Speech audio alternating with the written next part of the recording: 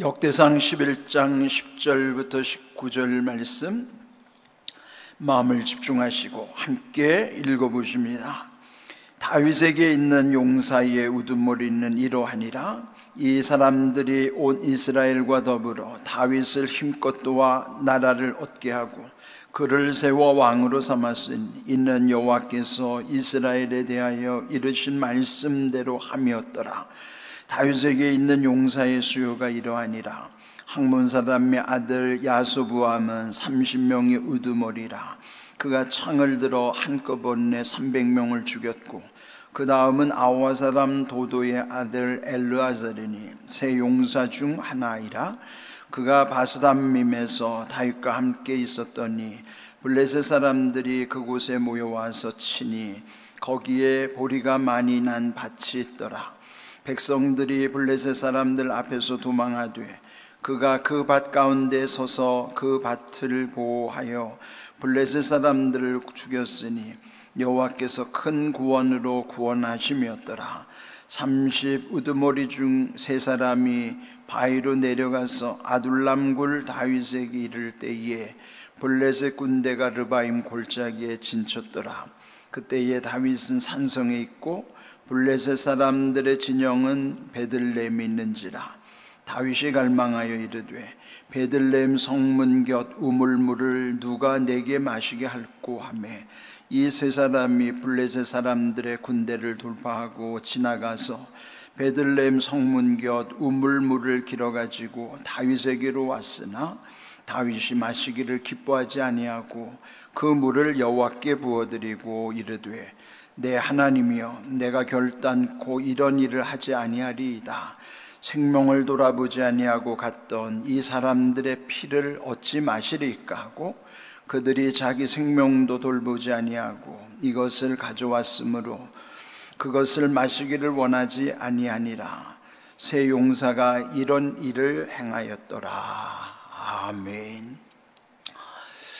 역대기는 다윗 중심의 역사를 새롭게 기록한 내용입니다.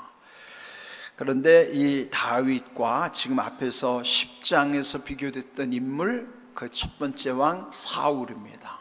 그리고 두 번째 왕 다윗, 그 두 사람을 비교하는 내용이죠.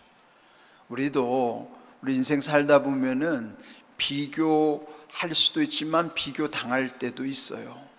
그런데 이 비교라는 것이 나쁘는 경우도 있지만은 또 비교를 통해서 좀 더 나은 쪽으로 나아갈 수도 있는 것이죠. 그렇게 본다면 여기서 다윗과 직전에 사울을 비교함으로써 사울이 왜 인생을 실패했는가, 그런데 다윗은 어떻게 성공하게 됐을까? 그 성공과 실패라는 것은 하늘과 땅만큼의 차이예요. 아주 이것을 극단적으로, 극이라는 건 양극이죠. 그 양극단이 하늘과 땅이라고 하는 양극단, 또 우리의 신앙으로 보면은 천국과 지옥이라고 하는 양극단, 성공과 실패라고 하는 양극단. 그런데 우리 인생은 사실 그 중간에서 어디를 향해 가고 있어요. 또 우리들의 현재 위치도 어느 쪽에 더 가까이 있느냐, 그런 것을 우리가 비교해 보게 하시는 거예요. 그것을 뚜렷하게 알게 하시려면은 아주 완전히 다른 양극단을 이렇게 비교하면은 그 중간에 우리의 모습도 보이는 거예요. 그러면은 그 앞에서 사울이 왜 실패했는가에 대한 것은 10장 끝부분 13절 14절에서 이미 우리가 언급했던 내용이죠.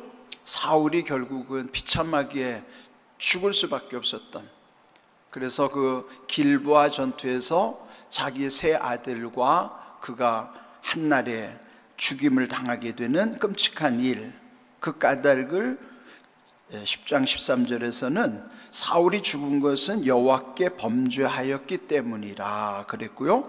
또 여호와의 말씀을 지키지 아니하고 신접한 자에게 가르치기를 청했고 뿐만 아니라 여호와께 묻지 아니하였으므로 여호와께서 그를 죽였다, 그런 거예요. 그러니까 실패의 아주 궁극적 원인, 근본적 이유는 하나님을 떠났기 때문이고, 그로 인하여 그는 실패한 인생일 뿐만 아니라 그 인생이 무너지게 됐다는 것을 말씀하는 것이죠. 그가 말씀을 듣지 않은 것으로부터 또 하나님께 범죄가 극에 달함으로써 결국은 심판에 이르게 된 것이라는 거예요. 그와 달리 이 다윗은 지난 시간 9절에서 본 것처럼 만군의 여호와께서 함께 하시기 때문에 다윗은 점점 강성하여 갔더라. 강성이라는 것은 강함이 더해져 가는 것. 그래서 점점 더 강해졌다는 증거로 지금 이 역사를 서술하고 있는 거예요. 이런 과정 속에서 그렇다면 우리는 어떻게 살아가야 할 것인가? 지금 나는 어떤 방향으로 가고 있고, 그 상황에서 이 양극단의 비교를 통해서 나는 과연 하나님이 함께 하시는 삶인가? 또 하나님이 함께 하시면은 다윗이 점점 강성하여진 것처럼 우리 인생은 결국 하나님이 함께 하실 때만이 강성하여질 수 있음에 대한 여기 비결을 알려주시는 내용입니다. 오늘 읽은 말씀은 다윗이 그것을 홀로 수행한 것이 아니라 하나님은 다윗에게 돕는 자들을 붙여주셨다는 거예요. 아무리 사람이 능력 있고 훌륭해도 혼자서는 할 수가 없는 것이죠. 어떤 일을 이끌어 가더라도 그와 함께하고 돕는 자들이 있어야 되고, 그 돕는 것도 때를 따라 돕는 은혜가 임할 때에 모든 일이 잘 이루어지는 것이죠. 이런 모든 기회라고 하는 것, 또 타이밍이라는 것은 그 때를 따라 돕는 은혜를 하나님이 주실 때, 그걸 경험할 때, 그러니까 그러면은 하나님의 함께 하심에 대한 것이 증거할 수 있는 내용이죠. 오늘 읽은 여기도 보시면 10절, 다윗에게 있는 용사의 우두머리는 이러하니라. 이 사람들이 온 이스라엘과 더불어 다윗을 힘껏 도와 나라를 얻게 하고 그를 세워 왕으로 삼았으니 이는 여호와께서 이스라엘에 대하여 이르신 말씀대로 함이었더라. 여기도 또 중요한 사실, 하나님은 말씀하신 대로 이루어 가시는 거예요. 말씀대로 이루시는 은혜와 복이 우리에게는 아주 중요한, 우리는 늘 사모해야 되는 것이에요. 하나님은 말씀대로 이루시는 분이시라는 사실. 그래서 우리가 말씀에 집중해야 돼요. 그 말씀을 알고 깨달을 때만이 하나님이 이 말씀을 이루시고 또 이 말씀을 내게 주신 까닭은 내게도 이 말씀을 이루시기 위함이라는 것을 믿게 되는 것이죠. 그래서 여러분, 말씀대로 이루신 하나님의 뜻을 분별하는 것이 얼마나 중요한지 몰라요. 우리가 성경에 집중하는 이유도 그 속에서 내게 말씀하심을 듣기 위함인 것이죠. 여기 이제 그와 함께 돕는 자, 여기 용사라고 그랬어요. 용사가 뭡니까? 용사는 죽기를 각오하고 나라를 지키는 사람들이 용사예요.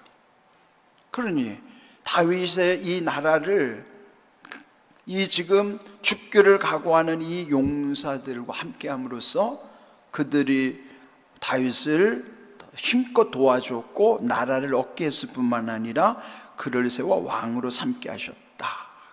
또 11절, 그 용사의 수요가 이러하니, 여기에는 이제 두 사람을 강조하는데 원래는 사무엘 하 23장에 보면요, 세 사람이 아주 중요한 역할을 하게 되는 거예요. 여기에는 11절 야소부암이라는 사람, 그는 30명의 우두머리라 그래요. 다윗과 함께 하는데 정말 중요한 역할을 했던 것은 30용사들이에요. 그 많은 군사들이 있지만은 그들을 통솔하는 데 있어서 30명의 용사들, 그 중에서도 또 3명의 용사들, 그러니까 우두머리 역할을 한 3명이 나오는데 사무엘하 23장에는 3사람의 이름이 나와요. 근데 여기는 2사람, 야소부암과 그 다음에 12절 엘르아살이라는 사람이에요.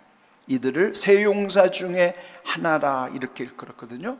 그러니까 30명의 용사 중에서도 특별히 세 용사, 그 10분의 1에 속하는 앞에 세 용사들로 구별해서 여기서 언급한 내용입니다.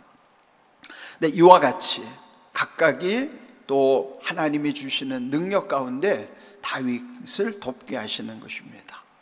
그런데 여기 오늘 우리가 주목해야 되는 것은 15절 이후에 있는 말씀입니다. 30 우두머리 중 세 사람이, 그런 이 앞에서 언급됐던 30 용사 중에서 세 사람을 제외한 또 세 사람이에요. 그러니까 30명 그 용사도 대단하죠. 그 중에서도 이 앞에 언급된 세 용사는 아주 특출하고, 그 다음에 그들보다는 못하지만 또 다른 세 명의 용사의 활약상을 여기 15절 이후에 기록한 거예요. 비록 그들의 이름이 여기 언급되지는 않았지만은 여기 15절을 보면은 그 세 사람이 바위로 내려가서 아둘람굴 다윗에게 이를 때에 블레셋 군대가 르바임 골짜기에 진을 치고 있었다. 이 아둘람이라고 하는 곳은 다윗이 옛날에 사울 왕의 위협을 받았을 때 거기 도망하여 피했던 동굴이기도 해요. 그 아둘람 굴에 그가 피하고 있을 때에 억울했던 이들이 다윗이 거기 있음을 알고 거기 400명이나 모였다고 그랬죠. 그 아둘람 공동체가 나중에 다윗 왕국을 이루는 데 있어서도 큰 역할을 하는 것이죠. 그 소외됐던 사람들이 다윗의 돕는 역할. 그러면 다윗은 또 그렇게 소외된 사람을 품을 수 있는 그런 인격이 됐던 거예요. 그런데 이 아둘람굴에 머무르고 있을 때에 그 세 사람이 다윗을 찾아왔다, 그런 뜻이죠. 16절, 그때에 다윗은 그 아둘람 산성에 머물렀는데 블레셋 사람들의 진영은 베들레헴에 있는지라 그랬어요. 베들레헴이라는 곳은 예수님이 태어났던 곳이 이제 베들레헴이기도 하지만 이 다윗에게는 다윗이 태어났던 고향이기도 해요. 베들레헴은 다윗의 고향이에요. 그런데 지금 그가 아둘람 굴에서 있을 때에 고향 생각이 갑자기 난 거예요. 그러니까 17절, 그때 다윗이 갈망하여 이르되 예루살렘 성문 곁 우물물을 누가 내게 마시게 할꼬.